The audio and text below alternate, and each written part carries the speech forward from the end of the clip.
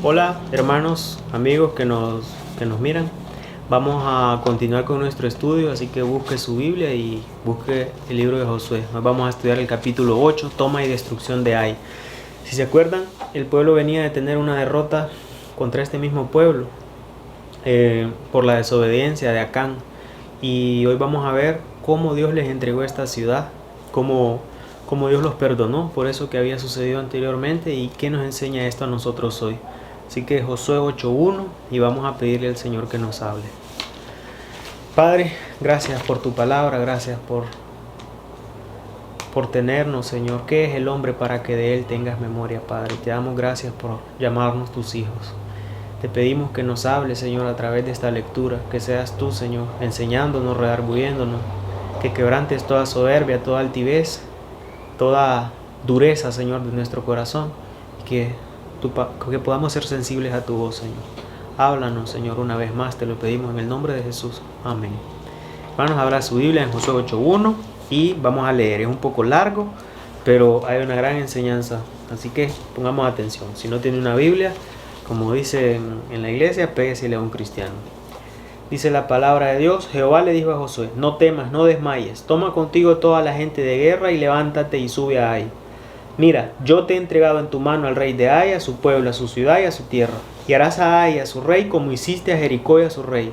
Solo que sus despojos y sus bestias tomaréis para vosotros. Pondráis emboscada en la ciudad detrás de ella. Entonces se levantaron Josué, la gente de guerra, para subir contra Ai. Y escogió Josué 30,000 hombres fuertes, los cuales envió de noche. Y les mandó diciendo: atended, pongan atención. Pondréis emboscada la ciudad detrás de ella. No os alejaréis mucho y estaréis todos dispuestos. Y yo y el pueblo que está conmigo nos acercaremos, y cuando salgan ellos contra nosotros, como hicieron antes, huiremos delante de ellos. Y ellos saldrán tras nosotros hasta que los alejemos de la ciudad, porque dirán: huyen de nosotros como la primera vez. Huiremos pues delante de ellos. Entonces vosotros os levantaréis de la emboscada y tomaréis la ciudad, pues Jehová vuestro Dios os entregará en vuestras manos. Y cuando la hayáis tomado, le prenderéis fuego y haréis conforme a la palabra de Jehová. Mirad que os lo he mandado. Entonces Josué los envió, y ellos se fueron a la emboscada, y se pusieron entre Betel y Ai, al occidente de Ai. Y Josué se quedó aquella noche en medio del pueblo. Levantándose Josué de mañana, pasó revista al pueblo, y subió él con los ancianos de Israel delante del pueblo contra Ai. Y toda la gente de guerra que con él estaba subió y se acercó. Llegaron delante de la ciudad y acamparon al norte de Ai, el valle que estaba entre él y Ai. Y tomó como 5,000 hombres y los puso en emboscada entre Betel y Ai, al occidente de la ciudad. Así dispusieron al pueblo. Todo el campamento al norte y su emboscada al occidente. Y Josué avanzó aquella noche hasta la mitad del valle. Y aconteció que viéndolo el rey de Ai, él y su pueblo se apresuraron y madrugaron. Y al tiempo señalado, los hombres de la ciudad salieron al encuentro de Israel para combatir frente a Arabá, no sabiendo que estaba puesta emboscada a espaldas de la ciudad. Y Josué y todos de Israel se fingieron vencidos y huyeron delante de ellos por el camino del desierto. Y todo el pueblo que estaba en Ai se juntó para seguirles y siguieron a Josué, siendo así alejados de la ciudad. No quedó hombre en Ai ni en Betel que no saliera tras Israel, y por seguir Israel dejaron la ciudad abierta. Y Jehová le dijo a Josué: extiende la lanza que tienes en tu mano hacia Ai, porque yo la entregué en tu mano. Y Josué extendió hacia la ciudad la lanza que en su mano tenía, y levantándola prontamente de su lugar, los que estaban en la emboscada corrieron, luego que él alzó su mano, y vinieron a la ciudad. Y la tomaron y se apresuraron a prenderle fuego. Y los hombres de Ai volvieron su rostro al mirar, y he aquí el humo de la ciudad subía al cielo, y no pudieron huir ni a una parte ni a otra, porque el pueblo que iba huyendo hacia el desierto se volvió contra los que le seguían. Y Josué y todo Israel, viendo que los de la emboscada habían tomado la ciudad y que el humo de la ciudad subía, se volvieron y atacaron a los de Ai. Y los que salieron de la ciudad a su encuentro, así fueron encerrados en medio, unos por un lado y otros por otro, y los hirieron hasta que no quedó ninguno que escapase. Pero tomaron vivo al rey de Ai y lo trajeron a Josué. Y cuando los israelitas acabaron de matar a todos los moradores de Ai en el campo, en el desierto donde los habían perseguido, y todos los que habían caído en filo de espada hasta ser consumidos, todos los israelitas volvieron a Ai y lo hirieron a filo de espada. Y el número de los que cayeron aquel día, hombres y mujeres, fue 12,000, porque Josué no retiró su mano que había extendido hasta que hubo destruido por completo todos los moradores de Ai. Pero los israelitas tomaron para sí las bestias y los despojos de la ciudad, conforme a la palabra que Jehová le había mandado a Josué. Y Josué quemó a Ai y la redujo a un montón de escombros, asolada para siempre hasta hoy. Y al rey de Ai lo colgó en un madero hasta caer la noche, y cuando el sol se puso, mandó Josué que quitase del madero su cuerpo y lo echasen a la puerta de la ciudad, y levantaron sobre él un montón de piedras que permanecen hasta hoy. Bueno, hermanos, si se fijan, el mismo Dios que les entregó Jericó, les entregó Ai, nada más que hoy lo hace en forma distinta, no gritando igual que en Jericó. Y esta vez Dios les dio una estrategia, una emboscada. ¿Cuál fue esa estrategia? Ahí lo tienen en pantalla. Josué con un grupo se puso frente a la ciudad como carnada, y el rey de Ai se fue cieguito atrás de ellos, persiguiéndolo como los había vencido antes. Y Josué se hizo otra vez el vencido y dice que salió huyendo. Y el rey de Ai, como dicen, se comió la mague, se fue atrás de ellos y dejó la ciudad sola. Y cuando la dejaron completamente sola, Josué ordenó que el otro grupo que dejó destruyera la ciudad. Y dice que los encerraron y los liquidaron a todos. Si se fijan, hermanos, Dios les da una estrategia y es completamente distinta a la de Jericó. Y Josué no le dijo, no Dios, espérate, vamos a darle vueltas a esta ciudad, 7 vueltas, y vamos a tocar las trompetas. No, esta vez era diferente, y nos enseña, hermanos, que nosotros no podemos encasillar a nuestro Dios. Mire, Jesús sanó ciegos escupiendo al suelo, sanó ciegos con barro, sanó ciegos tocándolo, sanó ciegos solo diciéndole, sé sano. Pero era el mismo Jesús. Y los apóstoles, imagínense, no le podían decir, no Jesús, tenés que escupirlo porque aquel también lo escupiste. O peor sería que el ciego le dijera, no, yo quiero que me sanes, pero tenés también que hacer barro como hiciste con aquel. No, mis hermanos, nosotros no podemos ponerle límites a Dios, como Pedro, ¿se acuerda? En Hechos 10, que Dios le estaba diciendo que comiera de todo animal, y Pedro le decía, Dios, no podemos. 3 veces le dijo que no. Dios, hermanos, se le apareció de distintas maneras. Por ejemplo, a Moisés se le apareció en forma de una zarza ardiendo que no se quemaba. A Elías se le apareció como un silbido apacible, a Pablo como un resplandor, en formas distintas a todos. Y era el mismo Dios. Y ninguno de ellos se enojó diciendo, no, yo quería un silbido apacible. No podemos encasillar a Dios, hermanos. Nosotros lo que tenemos que hacer es escucharlo atentamente y obedecerlo. Pero ¿qué pasa? Nosotros leemos un pasaje un poco largo como el que acabamos de leer y ya nos aburre un poquito. Y nosotros, si se acuerdan, estudiamos en Números 20, Moisés cometió un error al golpear la roca, porque Dios le dijo, háblale a la roca. Pero unos días antes, Dios mismo le había dicho en otro lugar que golpeara la roca. Y Moisés, por no escuchar atentamente, la siguiente vez la volvió a golpear, y ese fue un grave error, el no poner atención. ¿Los métodos de Dios, mis hermanos, tienen que ser iguales siempre? No. ¿Todos los días tienen que ser iguales? No. ¿Dios tiene que tratar a todas las personas por igual? No, mis hermanos, no está obligado a hacer eso. Hay un pasaje que dice, Dios no hace acepción de personas, es cierto, pero esto no quiere decir que los tiene que tratar por igual a todos. Porque hemos visto que de acuerdo al llamado es la provisión. De acuerdo al llamado es la provisión de Dios. ¿A quién más Dios le pidió un hijo como se lo pidió a Abraham? En la Biblia o en la historia, solo a él. Pero ¿por qué Dios no se llevó a Abraham al cielo como se llevó a Elías, por ejemplo? ¿Y por qué Elías nunca pudo vivir en un palacio como muchos otros? Y estos solo son ejemplos, sobran los ejemplos en la Biblia de que Dios a sus siervos tienen distintos planes, distintos propósitos, y Dios obra de distintas formas. Muchos cristianos, ¿quién no quisiera ser como el rey David? Vivir en palacios, ser un rey, todo lo demás. Pero ¿quién quisiera tener una esposa insoportable, burlista, idólatra? ¿Quién quisiera tener todos los enemigos que tuvo el rey David? ¿Quién quisiera perder un bebé como lo perdió el rey David? ¿Y quién quisiera, cuando ya tener hijos grandes, que un hijo viole a una hija? O sea, son cosas difíciles. Y yo no quiero desacreditar al rey David. Es un gran hombre de Dios.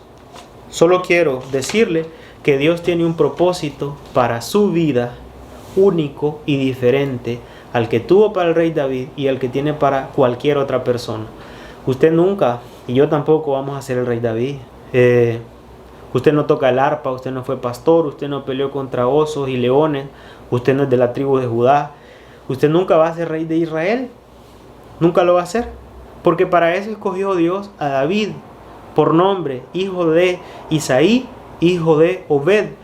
Y quiero decirle que así como Dios escogió a David para un propósito por nombre, así lo escogió a usted y le puso su nombre, el suyo que usted tiene. Dios se lo puso también, dice Isaías 43. Dios le dio dones, talentos, ministerios y un propósito para su vida. Y hasta sus características físicas, quiero decirle que Dios se las dio con un propósito. Así que comience a servir, mi hermano, con lo que usted es, con lo que usted tiene, porque quien no sirve a Dios donde está, no servirá a Dios en ninguna parte. No hay que poner excusas. Hermano, esto se lo digo, y hermana, porque si usted se frustra, porque usted quiere la vida, los dones de alguien más, además de ser infeliz, amargado, usted no va a cumplir ni el propósito de aquel, porque ese es el propósito de aquel, ni el propósito suyo, porque donde hay celos, ira, contención, ahí no está Dios. Los planes de Dios, mi hermano, son mejores que los nuestros, y a veces toca esperar, porque quisiéramos tener grandes dones, talentos, ministerios, bienes y todo lo demás de un solo, y no es así. A veces toca esperar, y nos desespera. ¿Sabe qué nos desespera? La incredulidad, nos desespera la avaricia, el deseo de tener más, y nos desespera el ego. Y a veces no solo queremos la vida y los dones de alguien más, sino que también queremos sus cosas. Queremos el carro que tiene, la casa que tiene, la mujer que tiene. Y hermanos, ahí ya caemos incluso en los 10 mandamientos, en codicia. Y obviamente eso es pecado. Es mejor esperar en Dios, y muchos se desesperan por estar viendo la vida de los otros. Y por eso, por vivir sin esperar el propósito de Dios para usted, para mí, entonces terminan con matrimonios fallidos, con negocios fallidos, terminan con deudas, terminan en pecados, por no esperar a Dios. Y precisamente una anécdota de este pasaje es que, ¿se acuerda de Acán? Que su gran desesperación fue agarrar un manto y unas cosas. Bueno, porque en Jericó le dijeron, no agarres nada de ahí. Y lo anecdótico es que aquí en Ai podían agarrar todo.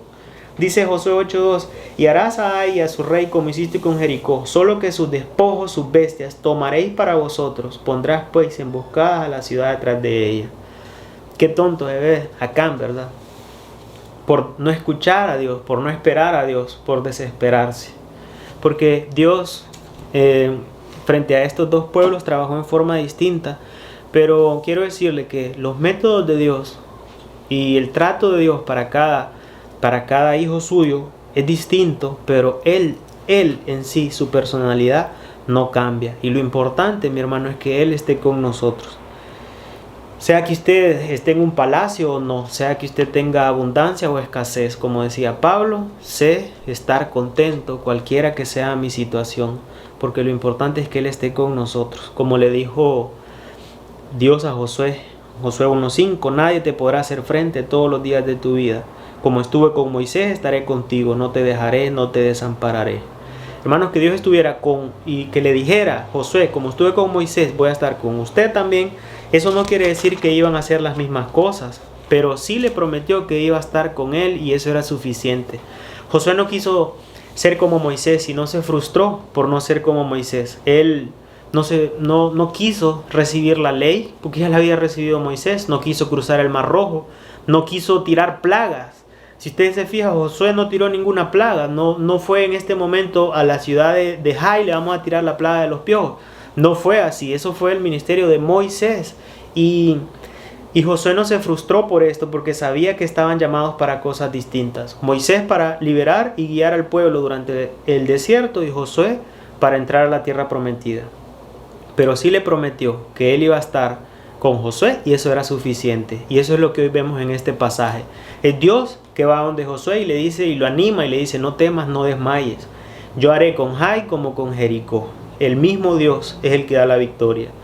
Pero si usted se acuerda, el pasaje anterior, este pueblo viene de perder por desobediente, porque a veces, mi hermano, la tierra más difícil de recuperar es la tierra perdida, la tierra que uno ha perdido. Cuando hemos fracasado en algún punto de nuestra vida cristiana, necesitamos saber cómo regresar al camino. Este pueblo se arrepintió, este pueblo se santificó, y Dios les dio la victoria sin reproches, como si hubieran sido un pueblo santo. Dios los acompañó. Y los métodos de Dios pueden cambiar de Jericó a Jai, pero Dios es el mismo de ayer, de hoy y por los siglos. Y lo primero que podemos ver de Dios en este pasaje, vamos a ver dos cosas de su carácter, de su personalidad, es que es un Dios perdonador, un Dios misericordioso. El pueblo venía de pecar, de desobedecer gravemente, y Dios les da un nuevo comienzo y una nueva oportunidad, porque su naturaleza es perdonar. Los perdonó porque lo buscaron, se humillaron, se arrepintieron.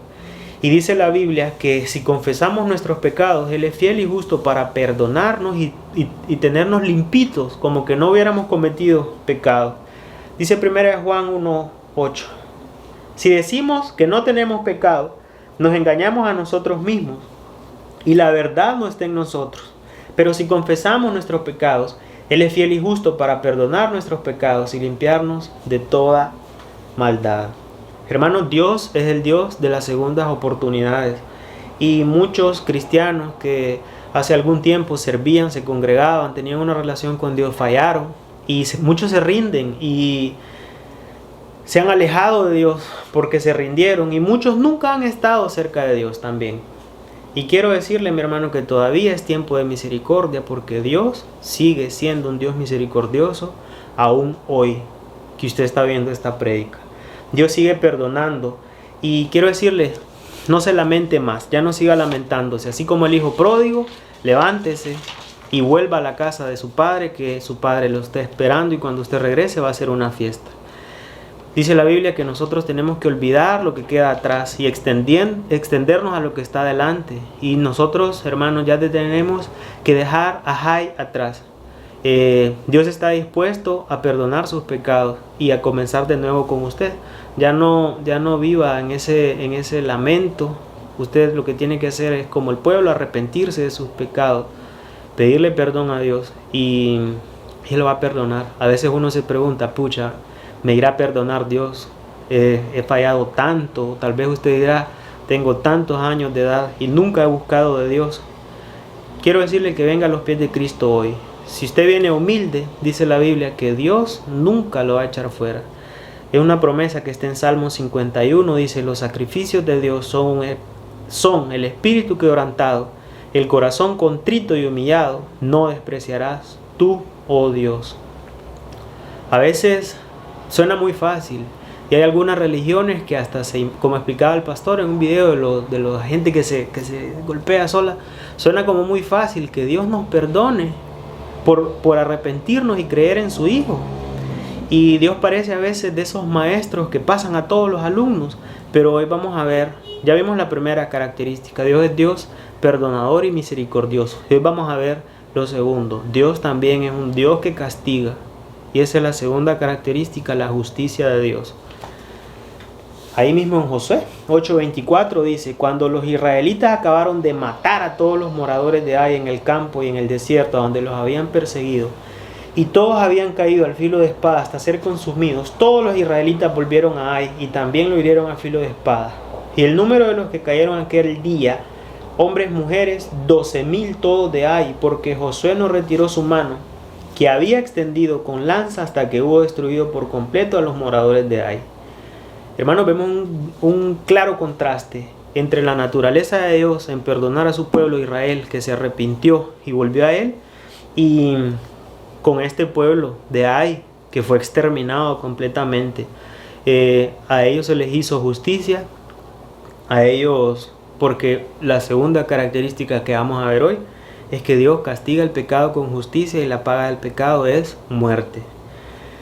Hermanos, cuando usted lee esto, uno dice: ay, pobrecita esta gente de Ai. Pero Dios estaba realizando justicia sobre estos pueblos cananeos. Ellos cometían inmoralidades graves. Ellos eran idólatras, tenían muchos dioses: Dagón, Acera. Ellos pasaban a sus hijos por fuego para dioses como Baal o Moloc. ¿Qué es esto? Que sacrificaban a sus hijos por estos ídolos. Y no es que Dios los destruyó de un día para otro, sino que Dios les dio tiempo desde que vivía Abraham, que lo estudiamos en Génesis, hasta que llegó al colmo la maldad de estos pueblos, más de 500 años. Lea Génesis 15. Dios estuvo esperando para que se arrepintieran, así como se arrepintió Rahab, y no se arrepintieron. Esto nos muestra esta característica de Dios, que Dios es tan justo que para poder tener misericordia, la primera característica que vimos, para la gente que cree y dice, uy, qué fácil es que Dios lo perdone, para uno, Dios no se puede hacer el ciego. De todos los pecados que nos perdona, Dios no se puede hacer el ciego. Él es tan justo que el castigo que nosotros nos merecíamos no puede quedar impune. ¿Y sabe qué hizo Dios para podernos perdonar así de fácil, como dicen muchos? Ese pecado de nosotros lo cargó sobre Cristo, que nunca había hecho pecado, y lo castigó a Él, dándole el castigo y la paga del pecado, que es muerte en una cruz, para que todo aquel que en Él crea pueda alcanzar misericordia y ser justo y santificado por la fe en Jesús. No es que Dios se hace el ciego por los pecados de nosotros, los que hemos creído en Él, sino que para podernos perdonar nuestros pecados se los cargó a Cristo. Dice 2 Corintios 5, y este es el Evangelio: al que no conoció pecado, por nosotros lo hizo pecado, para que nosotros fuésemos hechos justicia de Dios en Él. Hermanos, amigos que me escuchan, para nosotros el perdón, la salvación es fácil, es gratis, dicen muchos. Pero a Dios le costó su Hijo y a Cristo le costó su vida, que nosotros pudiéramos hoy tener esa misericordia al alcance de nuestros labios y de nuestro corazón. Si nos arrepentimos, Dios es fiel y justo para perdonar. Pero si usted no quiere ese perdón, si usted no se quiere arrepentir, Dios lo va a juzgar con justicia, y la Biblia dice que por las obras de la ley ningún ser humano va a ser justificado. Si usted no se quiere arrepentir, Dios va a juzgar con justicia y usted va a ser condenado. Estas dos verdades que vemos hoy, a veces unos pastores predican a un Dios castigador, que Dios es un Dios inclemente, que Dios es un Dios justo, que el pecado lo castiga con muerte, y dicen, va a llevar fuego. Hermanos, ¿qué quiere que le diga? Es cierto. Pero ¿qué pasa si alguien escucha este mensaje y dice, yo no quiero llevar fuego, pero solo es fuego y fuego y fuego? ¿Y qué puede hacer un pecador? Y eso no lo presentan. Y también hay otros que solo predican a un Dios bueno, a un Dios bonachón, a un Dios amoroso. Y también es cierto. Pero ¿qué pasa si esa gente no quiere obedecer a ese Dios bueno? Por eso es que en este pasaje se nos presentan estas dos características. Dios es misericordioso, pero Dios también es justo. Y Dios castiga al pecador. Dios aborrece el pecado y al pecador, mi hermano. Y ese mismo Dios también es justo para con el que se acerca y busca su perdón. Y usted que escuchó toda esta palabra, usted quiere estar en bendición o en maldición. Porque al final, quien va a escoger estar en el lado de los que alcanzaron misericordia o en el lado de los que van a alcanzar castigo, es usted. Y vamos a continuar leyendo Josué 8, lectura de la ley en el monte Ebal. Entonces Josué edificó un altar a Jehová de Israel en el monte Ebal, como Moisés, siervo de Jehová, lo había mandado a los hijos de Israel, como está escrito en el libro de la ley de Moisés, un altar de piedras enteras sobre las cuales nadie alzó hierro, y ofrecieron sobre él holocaustos a Jehová y sacrificaron ofrendas de paz. También escribió ahí sobre las piedras una copia de la ley de Moisés, la cual escribió delante de los hijos de Israel. Y todo Israel, sus ancianos, oficiales, jueces, de pie, uno y otro lado del arca en presencia de los sacerdotes levitas que llevaban el arca del pacto de Jehová, extranjeros naturales, la mitad de ellos hacia Jericín y la otra mitad hacia el monte Ebal, de la manera que Moisés, siervo de Jehová, lo había mandado antes, para que bendijesen primeramente al pueblo de Israel. Después esto leyó todas las palabras de la ley, bendiciones y maldiciones, conforme a lo que estaba escrito en el libro de la ley.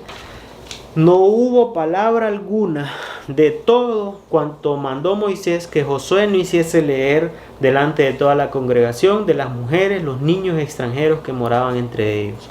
Hermanos, si se fija, aquí está Josué cumpliendo su ministerio, leyendo y escribiendo la ley, como se le dijo desde Josué 1. Y si se fijan, está en medio de dos montes, es como una gradería, un anfiteatro natural, algo hermoso. Y dice que los dividía el arca mitad y mitad, unos para el monte Ebal y otros para el monte Jericín. ¿Y por qué, mis hermanos, si están en Ai, acabamos de salir de esa guerra, ¿por qué se fueron hasta estos dos montes? Que quedaba aproximadamente a 30 o 40 metros. ¿Por qué no lo hicieron en Ai? Por obediencia. Tenía que ser en medio de estos dos montes, así como se mandó desde los tiempos de Moisés, por algo simbólico para nosotros que aprendamos hoy. ¿Qué tenemos que aprender? Bueno, Deuteronomio 11:26, en el mandato de ir a ese lugar, este día dice: he aquí yo pongo hoy delante de vosotros bendición y maldición. La bendición si oyes los mandamientos de Jehová, que hoy yo os prescribo hoy, y la maldición si no oyes los mandamientos de Jehová, y os apartareis del camino que yo os ordeno hoy, para ir en pos de dioses ajenos que no habéis conocido. Y cuando Jehová tu Dios te haya introducido en la tierra, a la cual vas para tomarla, pondrás bendición sobre el monte Gerizim, y la maldición sobre el monte Baal. Hermanos, la palabra dividía al pueblo, dice, en dos grupos, unos en el monte Gerizim para bendición y otros en el monte Ebal para maldición. Unos que iban a obedecer a Dios y otros que se iban a apartar de los mandamientos de Dios. Esto era algo, estaban haciendo algo simbólico. En Deuteronomio 27 dice las maldiciones del monte Ebal, así se llama. Y mandó Moisés al pueblo en aquel día diciendo: cuando hayas pasado el Jordán, estos estarán sobre el monte Gerizim para bendecir al pueblo: Simeón, Leví, Judá, Isaacar, José y Benjamín. Y estos estarán sobre el monte Baal para pronunciar maldición: Rubén, Gad, Aser, Zabulón, Dan y Neftalí. Y hablarán los levitas y dirán a todo varón de Israel en voz alta: maldito el hombre que hiciere escultura o imagen de fundición, abominación, obra de mano, y lo pusiera en oculto, y todo el pueblo responderá y dirá amén. Y así leyeron toda la ley, así como la leyeron hoy en Josué 8. Y hermanos, nos está haciendo una división clara de dos grupos, unos que están en bendición y unos que están en maldición. Dios ha tenido misericordia para con usted. Usted hoy no se puede contar como el pueblo de Ai, porque usted está con vida, y hasta hoy usted puede escoger. Hoy que usted escuchó esta palabra de Dios, con las bendiciones y las maldiciones, hoy usted puede saber si está en obediencia o en desobediencia. Si está en bendición o en maldición, usted puede saber la palabra de Dios que usted ha escuchado hoy, puede decirle en cuál de los dos montes está usted. Y quiero decirle que todos decidimos, y mientras estemos vivos, todos podemos decidir. Todos vamos a decidir, usted no puede ser neutral. Si usted dice, no, yo no creo en eso, usted ya tomó su decisión, porque Cristo dijo: el que no es conmigo es contra mí. Quiero decirle que hoy que usted está escuchando este mensaje, escoja el monte de la bendición.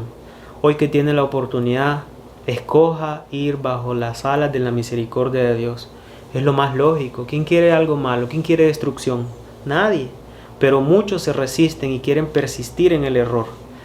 Y quiero decirle, mi hermano, que cada vez que usted escuche este mensaje del Evangelio, de la palabra de Dios, si usted conoce su error, usted sabe que está en maldición y usted quiere seguir en lo suyo, cada vez su corazón se endurece más y es más difícil que usted venga. Por eso es que los niños creen. Cuando se les predica el Evangelio, ellos creen. Y por eso es que cuando hay misiones y van a Asia, a África, lugares que nunca han oído el Evangelio, ellos escuchan el Evangelio y creen de corazón, porque no están endurecidos. Muchos han escuchado el Evangelio tantas veces que están endurecidos por el engaño del pecado y hasta creen que son buenos, creen que están en Gerizim, solos, sin Cristo. Y Dios quiere, mi hermano, que usted sea salvo hoy. No espere a estar completamente endurecido. Hoy que usted puede escoger entre la vida y la muerte, escoja la vida. Yo, como embajador de Cristo, a través de este mensaje, yo le ruego que venga a los pies de Cristo por misericordia, hoy que lo puede hacer, que usted está en sus facultades mentales, físicas, para arrepentirse y venir a los pies del Señor, porque otro día, mañana puede ser muy tarde. No sabe cuándo va a ser su última oportunidad de arrepentirse, porque la Biblia dice que nuestra vida es como una sombra. Usted va a decir, me quiere hacer miedo. Pues sí, quiero decirle, tal vez no miedo, más bien quiero decirle que el hombre que no tiene a Cristo y que no le tiene miedo a la muerte, sí es un hombre necio, es un hombre tonto. Porque yo quiero predicar siempre que me toque, que que el Señor me dé la oportunidad, como si es la última vez que voy a predicar. Y cuando escuche, y yo cuando escucho, trato siempre de escuchar como que es el último sermón que voy a predicar, porque así puede ser. Así puede ser. ¿Cómo está usted hoy? ¿En qué monte está usted hoy? Si hoy fuera su encuentro con su Hacedor, ¿usted está en Jericín, usted está en bendición o usted está en maldición? Está en el monte de Ebal. ¿Está listo usted para encontrarse con Dios? Quiero decirle que en cualquier circunstancia, sea que usted nunca ha estado en Jericín, usted nunca ha estado en comunión con Dios, o que alguna vez lo estuviste, hermano, y que por cualquier circunstancia decidiste irte a ese otro monte y hoy lo puede reconocer usted que está en Ebal, hoy es tiempo de ponerte a cuentas con Dios y regresar a Jericín. Así como Dios pudo perdonar al pueblo por el pecado de Acán y después darle la victoria, Dios está dispuesto también a perdonarlo a usted hoy. No insista en su error. ¿Qué le impide a usted apartarse de su pecado y venir a los pies de Cristo hoy? Los errores, mi hermano, no lo han llevado a buenos lugares ni a buenas situaciones. Y hay un dicho que dice que el vivo a señas y el tonto a leña. No ocupamos llevar tanta leña, mi hermano. Dice Proverbios 26:2, como el gorrión en su vagar y como la golondrina en su vuelo, así la maldición nunca viene sin causa. Y el látigo para el caballo, y el cabestro para el asno, y la vara para la espalda del necio. Hermano, no persista en estar en Ebal cuando Dios lo llama a que usted esté en Jericín.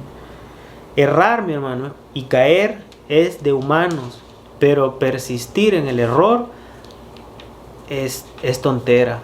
Yo le traigo de mi perrito Gigi, casi todos lo conocen. Es un perrito normal. A él le gusta comer croquetas, huesitos, pero también le gusta comer papel, plástico, globos, de todo. Pero lo que a él más le gusta son los mangos. Y en la parte de atrás de la casa caen unos mangos cuando ya están maduros. Y una vez cayeron como 3 mangos. Y Gigi se los comió con todo y concha. Nada más que nadie se dio cuenta. Solo mirábamos a Gigi triste. Ahí se los traje. Todos saben cómo es Gigi, los que lo conocen. Y a veces era raro porque Gigi no se movía, no ladraba. Y ¿qué pasó? Gigi estaba grave por haberse comido esos mangos con todo y concha. Los vomitó, estuvo mal. Y al siguiente día, era temporada de mangos, obviamente volvieron a caer mangos. Y ¿sabe qué hizo Gigi? Gigi agarró sus manguitos y los puso todos enfrente para que cuando llegara yo del trabajo se los pelara y se los diera pelados. Si un perrito es capaz de entender lo que le hace daño y apartarse, mi hermano, yo creo que usted también. Lo que nos impide muchas veces venir a los pies del Señor es la soberbia. Deje la soberbia que no le ha hecho bien en ningún punto de su vida. Y créame que el Señor lo está esperando con los brazos abiertos, porque hay una fiesta en los cielos cuando un pecador se arrepiente. Acérquese a Dios hoy que está cercano, que nada se lo impide. Deje, hermano, sus malos caminos, porque Dios es amplio en perdonar. Finalmente en Isaías 55 dice: buscad a Jehová mientras puede ser hallado, llamadle en tanto que está cercano. Deje el impío su camino y el hombre inicuo sus pensamientos, y vuelvas a Jehová, el cual tendrá de él misericordia, y al Dios nuestro, el cual será amplio en perdonar.